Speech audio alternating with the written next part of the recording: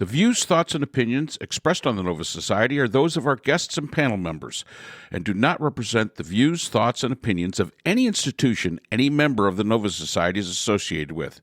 The material information presented on the Nova Society is for general information purposes only. Reproduction or dissemination for the purpose other than education is prohibited without express written consent of the Nova Society. We'd like to welcome everyone back to the Nova Society. Today our panel is going to be talking about something that happens quite often in presidential elections, which we call the October surprise, where one party gets a big boost from something big that happens either in the nation or on the international stage. We'll also be talking about the recent exchange of hostages held in Russia for some of the questionable people that we had to give up to get them back, and what the implication of that might be. So we hope you'll join us. Let's listen in.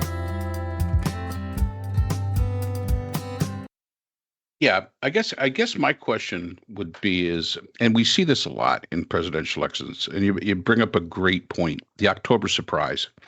I'm kind of wondering what the October surprise could possibly be for the Democrats to push them over the top on this one. Are we predicting? Well, I mean, just thinking about, what would be, In the Middle East? The polls are looking good now. The poll of polls now has Harris up by 6. And because of the Electoral College, that makes it pretty much a dead even race.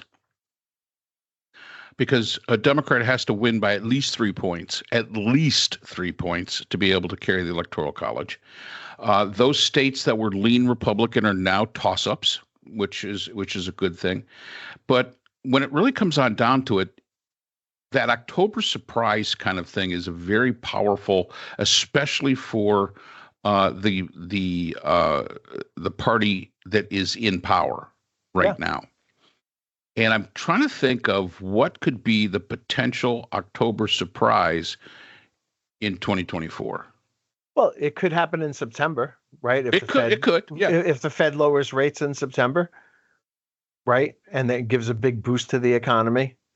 The economy is obviously going to be a big factor in this election. People are still sour about the economy, about inflation, prices being higher, so on. I don't think that people understand that we're in a good economy right now because they're not feeling it. I just came back from the store and, the food prices are still high. My pesto was very expensive. So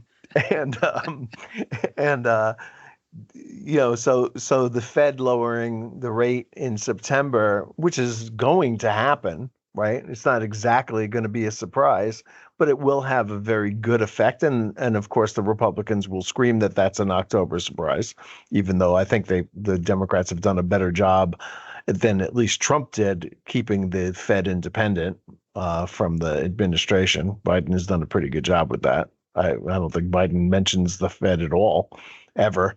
So that would be one. Recently, over the last few days, actually, Ukraine has pushed into Russia in other places. And the thought there is that if there's going to be some kind of peace deal to be made, Ukraine wants to have Russian territories to trade back for Ukrainian territories. And that's why they've decided to go to not where the fighting has been for the past 18 months, but to a new area so they can gobble up lots of Russian land to trade back to Russia in exchange for Ukrainian land. So that would be a great October surprise ending that war. The idea that Putin did not wait for Trump to be reelected before giving up Dershowitz from the Wall Street Journal and that big prisoner and hostage exchange last week or 2 weeks ago, whenever it was, like every day melds together. That kind of signals that Putin is willing to make deals with the West, and it's possible that there would be some kind of end to the Ukrainian conflict. I don't think Russia is doing very well. Putin made a speech the other day where he really did look defeated for the first time. when he offered up compensation to families that lost their land to the Ukrainians and had to leave or were displaced and became refugees in other parts of Russia. He's offering them compensation for that. So the Ukraine invasion may be winding down, which would certainly be a tremendous boon to world peace and probably the Biden administration. And of course, there's the Middle East, which so far has not blown up in the way that I think they expected it to a week ago when we were talking about the assassination of Ismail Haniyeh. So good things could be coming, which would kind of signal to people, I think, that the Democrats know what they're doing, and who knows who would be coming in, who knows who would be there if a Biden 2 happened, right? That generally speaking, you flip over a lot of these big key roles at this point because would Anthony Blinken stay, or would he want to go rest and make some money somewhere rather than being in government service?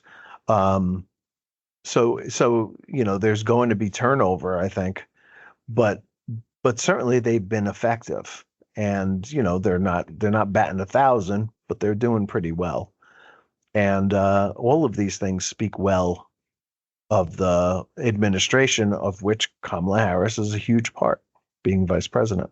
I would agree that let's take the hostage exchange. I don't think that the Democrats got enough credit for that. I don't think that was promoted enough. Yeah, there was a hostage exchange, and even Kamala Harris was involved into it. She talked to a couple of the leaders when she was over in Europe to make that happen. And I just don't think that the Democrats pounded their chest enough on that one. It's you don't hear about it in the news cycle right now. It's sort of gone away. And it's almost like, well, it just happened. And there's so much more to it. And I don't think they made nearly enough hay out of that one. They could have, and they should have. The Fed bringing down interest rates, yeah. However, the question then comes, how quickly is the interest rates dropping felt by the average person? Is that going to bring gas prices down? Probably not. Is that, what's it really going to mean if the Fed brings down? They were talking today that mortgage rates are lower than they've ever been. Yeah, well, not than they've ever been, but they've been in quite a while. It's like 6.4% or something like that. I mean, it's gotten down pretty low to 1 or 2% at times, I think. Right. And but I do think that and gas prices are not particularly high at the moment. Well, they're not $7-8 like Trump claimed they were. Right. But look, the supply chain part of this, I think, has kind of moved through. Prices are still high because there are still people who were hurting a few years ago who are still trying to make up for that. And they're charging a lot more than they should be charging to make up for lost revenue.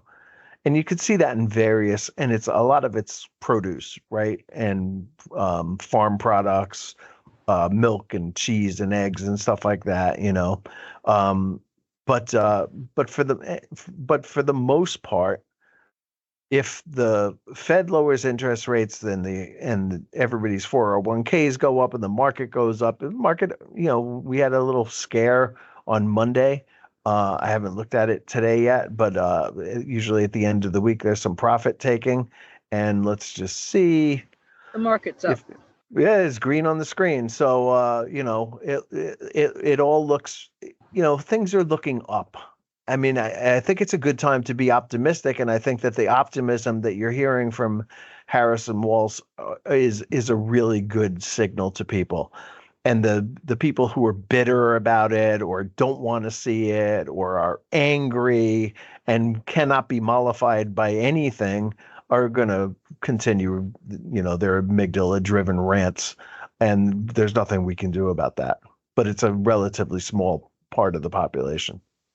I had a question I wanted to ask further pursuant to the hostage exchange.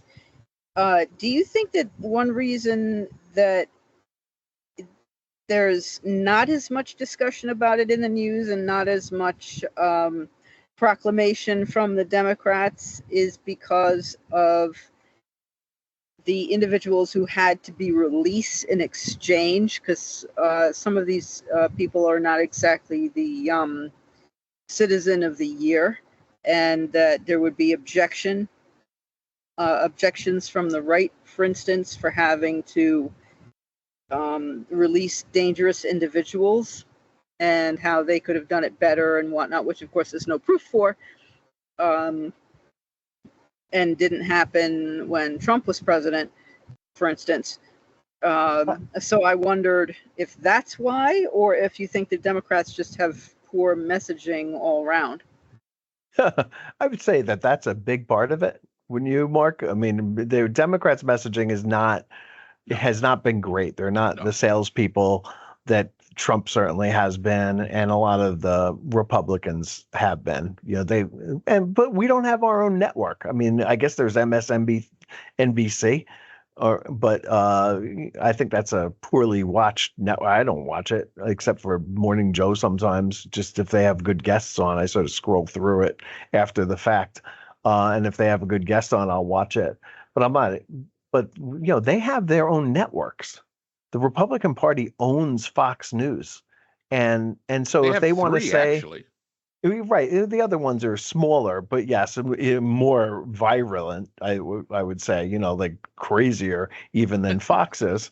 But Fox, I mean, there's no need to hide it. Fox News was started by Republicans for Republicans.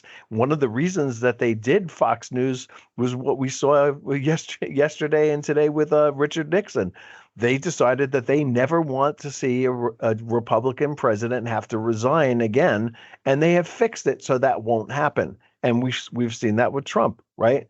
There's no call for Trump to resign, or even be 25th Amendmented for being completely out of his mind, because enough people watch Fox, the #1 rated network for news, that they live in that reality. And I have friends, family members who do that.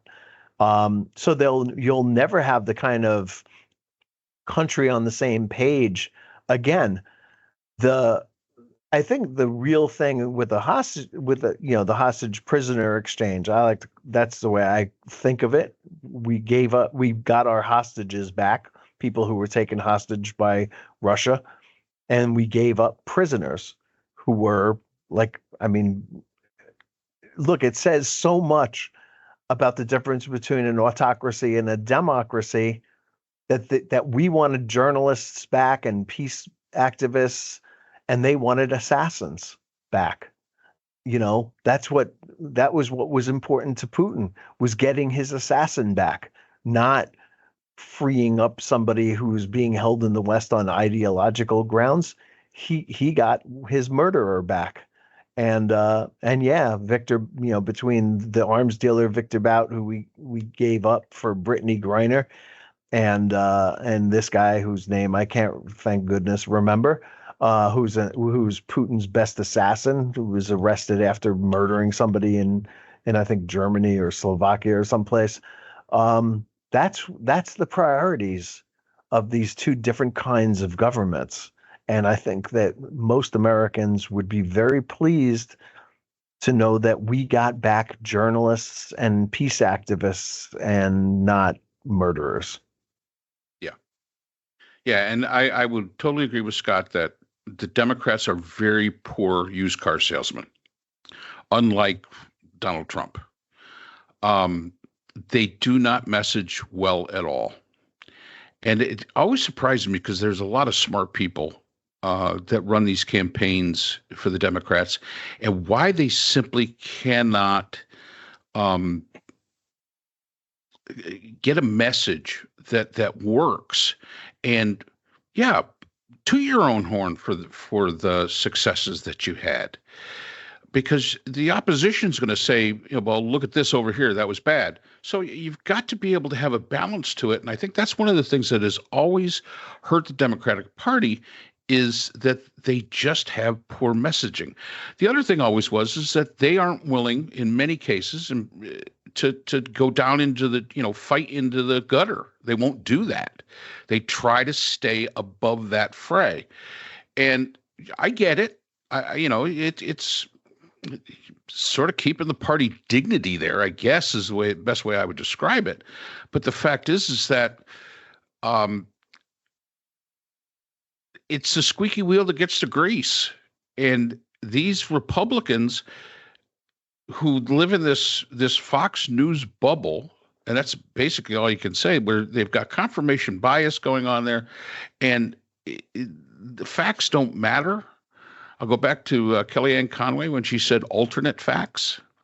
They accept alternate facts, and that's the problem, that the Democrats won't do that. Thankfully, they won't. I wish the Republicans wouldn't do it. How about talk about issue? What are the issues? And nobody seems. It's difficult when the Democrats want to talk issues, and the Republicans just want to smear. And my issue here, and I think it's even more magnified today, because we are seeing, and I will say this all the way down the line, the American society has become enamored with reality TV. And now we want our government to be reality TV. There was a report that there was a fist fight at the Republican convention. These are the kind of things that they thrive on, and the American populace are a bunch of voyeurs for this stuff. And it's a tough mindset to beat. It makes serious politics very difficult to get that message out, that you actually have serious politics.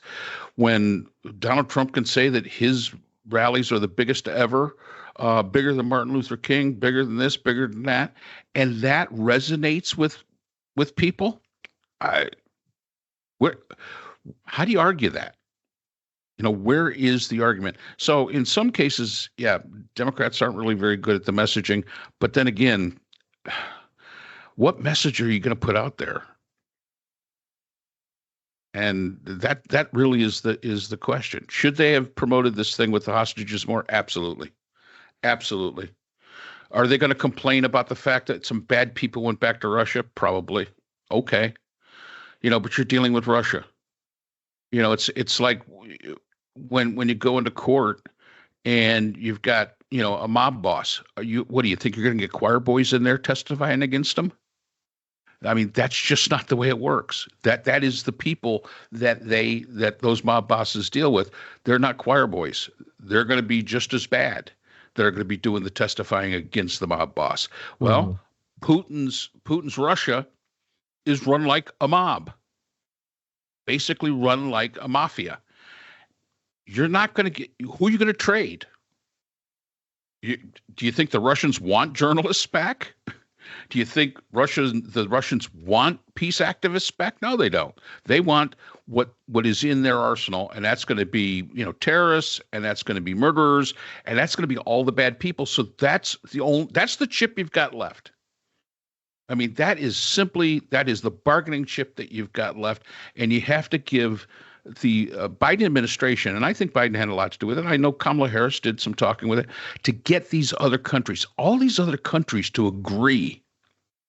That takes a great statesman. I'm sorry, there was nobody in the Trump administration that had that capacity. No one. I always Rex Tillerson. Of course, everybody said that he was an idiot. I don't think you're an idiot if you became the head of ExxonMobil, but I think that this would have been beyond his capacity. Maybe Colin Powell. would have been able to pull something like this off, maybe. But again, it just shows the success that you can have. And this is for a guy that supposedly can't put two sentences together. And he was able to do this with different countries. So all the kudos, and they should be talking about it more. And yeah, are they going to complain? Absolutely. Because they'd complain if they were hung with a new rope. And are they going to spin it? Yep, absolutely. But they spin everything else. So, what's the difference?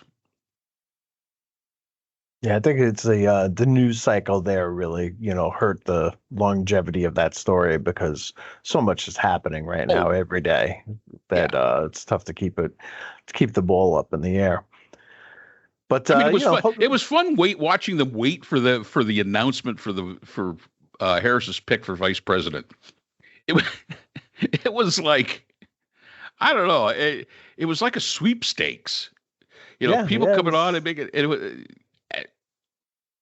And yeah, I mean, it was absolutely an amazing thing to watch, and it says a lot about the country, about how we are voyeurs for this kind of stuff. People tuning in to see, and on both sides, because from the Democrat side, they're trying to find out, hey, is it going to be somebody good going to help? And from the Republican side, they're looking at it and saying, who can we beat up on? So it was an interesting thing. Well, if anybody out there gets the chance, there is a clip that was on, I believe it was on CBS News, and I'm flipping through my phone because I had sent it to a couple of people, and it was a great moment. It was when Paul Beckett, who is the Wall Street Journal Washington bureau chief, who quit his job basically to work full time for the last 9 months to get Evan Gershkovich released. And he did an interview on Face the Nation I guess it was last Sunday. Man, it feels like forever ago. And in that, if you get a chance to go back to the Face the Nation archives, Sunday morning show on CBS, and you get to see that interview with Paul Beckett, watch it, and then watch the footage of the hostages coming out of the plane and being greeted by members of their family who've been waiting for them to come out, and Kamala Harris and President Biden as well. And what an amazing moment in American history. What a brilliant act of diplomacy to pull that deal off. And it really should be seen. So I hope people go out there. It's easy enough to do. Face the Nation archives everything, and look at that, because it really is something to see. And it'll make you feel so good about America, I think. And that's really what what we should feel really proud about that. Right. And there was not a single Republican. You would think they would have put party politics aside and they would have sent at least somebody to welcome home these people, because how can you be against this? Yeah, it's interesting because I had written a paper in Dr. Berner's class about bracketing foreign policy from politics. Mm-hmm. And it's become a pretty popular paper. It was in the Journal of Conflict Resolution, or I think it's the Nova department paper. But it seems to, people seem to like to read it, and it's been cited a few times. And it's something that we used to do regularly, was just stop at the water's edge of being partisan, and that's gone away, and that really needs to return. That idea that we're not Republicans and Democrats when it comes to foreign relations. And when we have a triumph of America overseas, it's a triumph for all of America, not just a political party. That's right. That's right. Well, Trump apparently congratulated Putin Yes, he did. As I heard on the recording, that he congratulated Putin on the release rather than congratulating the Biden-Harris administration and welcoming the Americans home and calling their families and speaking with them and setting up a model for his Republican Party to emulate. He congratulated Putin, which I thought was absolutely bizarre. Thanks for bringing that up, because that is the epitome of what I just said. Like, it just is so wrong. It is. And so Trump. Oh, absolutely. And absolutely. we really just need to get past this era in our politics and get back to a little bit more civility. Well, I mean, congratulating you got your assassin back. Congratulations. Oh my Lord. But, yes. You know, Trump is the same guy who said that we're not all that clean-handed anyway, right? We're all murderers here. Putin is a murderer. Yes, we're murderers too. We're not so clean. Well, and, you know, in a way, it's unfortunate, but there is some truth to that. We have not been so star-spangled bannered wonderful all the time. We've done our bad. Just ask the Native Americans; they'll tell you. You don't have to go back that far. Yeah, and you don't even have to. But it kind of starts there, and you can kind of work your way up a little bit. But that the fact that the Republicans would not also, be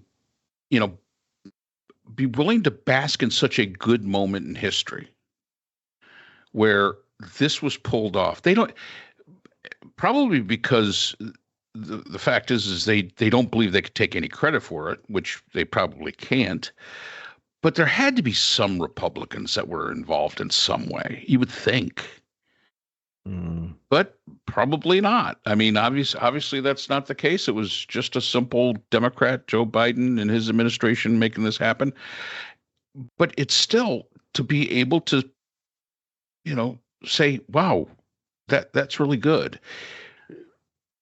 So, just for the people, released. The raid on Osama bin Laden, that took him out. I had gotten in touch with a friend of mine, messaged him that night and said, wow, that's something, huh?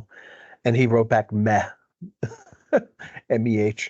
And I was like, really? And I think that what happened, that happened, if you remember, late at night, like 11, 12 o'clock at night, where Obama came out and made that speech. And the Heritage Foundation had not yet come up with the messaging that they would come up with a couple of days or maybe even the next day later, that all of the Fox people and Rush Limbaugh and them, echoed, which was that it was because of the torturing of prisoners that happened during George W. Bush that they were able to get the lead that ultimately led them to Osama bin Laden. So there was a Republican component to the assassination of Osama bin Laden that Republicans can be proud of. My guess is that Heritage is too busy with Project 2025 to be able to come up with that kind of messaging to make Republicans believe that they had something to do with this hostage prisoner exchange. I don't know. I haven't seen anything about it, but I'm not traveling in those circles, so I don't really know. Yeah. So that's all the time we have for today's episode. The Nova Society is a production of the Phoenix Research Institute. We'd like to thank our sponsor for this week's episode, the Phoenix Research Group, an independent research consortium offering social issue solutions to NGOs and international government agencies through multidisciplinary, nonpartisan, and unbiased research.